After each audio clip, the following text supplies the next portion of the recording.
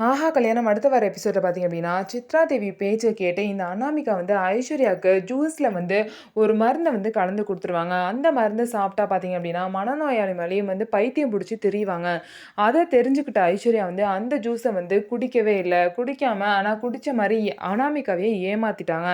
ஆனா இந்த விஷயத்த பார்த்தீங்கன்னா, ஃபேமிலில உள்ள எல்லார்கிட்டயும் சொல்லி, நான் வந்து அந்த ஜூஸ குடிக்கல. எப்படியோ தப்பிச்சுட்டேன். ஆனா அனாமிகா கண்ணுக்கு நான் அந்த ஜூஸ குடிச்சு பைத்தியம் ஆன மாரி நடிக்க போறேன். அதே மாரி நடிச்சு கௌதம் வீட்டுக்கும் நான் போறேன். அங்க போய் அவங்க 2 பேரையும் ஆட்டி வைக்கிற ஆட்டுல, அவங்க வந்து அந்த வீட்ட விட்டே ஓடணும் அப்படின்னு சொல்லிட்டு, ஐஸ்வர்யா வந்து சொன்ன பிளான வந்து எல்லாமே ஓகே பண்ணிக்கிறாங்க.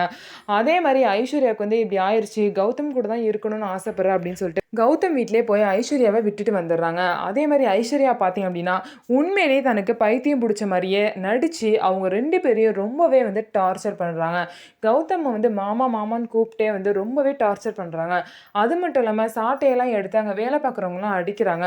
சித்ரா தேவியும் கௌதமும் பார்த்தீங்கன்னா, ஐஸ்வர்யாவுக்கு பயந்து ரொம்பவே நடுங்கிட்டு இருக்காங்க. அது மட்டும் இல்லாம கோடீஸ்வரி வீட்ல இருக்க அனாமிகாவ பார்த்தீங்கன்னா, எல்லாமே டார்ச்சர் பண்றாங்க. அனாமிகா இப்படி ஒரு விஷயத்த பண்ணனால, அனாமிகா வந்து பாத்திரம் விளக்க சொல்லி, "போய் துணி துவ" அப்படின்னு சொல்லிட்டு அவ்ளோ வேலைய அனாமிகா தலையில குடுக்குறாங்க. அனாமிகாவும் பார்த்தீங்கன்னா, தன்னோட வாழ்க்கைய காப்பாத்திக்கணும். அதுக்கு இங்க தான் இருந்தாகணும். அதனால இந்த வேலையெல்லாம் நம்ம செஞ்சு தான் ஆகணும்னு சொல்லிட்டு, அனாமிகாவும் எல்லா வேலையும் செய்றாங்க. ஸோ இதெல்லாம் வந்து எப்ப முடிவுக்கு வரும்? அனாமிகா அந்த வீட்லருந்து கிளம்புனா மட்டும் தான் பிரபாவோட வாழ்க்கையும் நிம்மதியா இருக்கும். அதே மாரி இந்த கௌதம் மாறுனா மட்டும் தான் ஐஸ்வர்யா வாழ்க்கையும் நிம்மதியா இருக்கும். ஐஸ்வர்யா வந்து அவங்க 2 பேரையும் டார்ச்சர் பண்ணதுக்கு மட்டும் அங்க போல. எப்படியாவது திரும்ப சொத்த மீட்டு கொண்டு வரணும் அப்படிங்கிற பிளானோட தான் அங்க போயிருக்காங்க. ஸோ எப்படி வந்து அவங்க சொத்த மீட்டு கொண்டு வராங்க அப்படிங்கிறத பொறுத்திருந்து பார்க்கலாம். நம்ம வீடியோ உங்களுக்கு பிடிச்சிருந்தா நம்ம வீடியோவ லைக் பண்ணிக்கோங்க. அதுக்கப்புறம் மறக்காம நம்மளோட சேனல சப்ஸ்கிரைப் பண்ணிட்டு பாருங்க.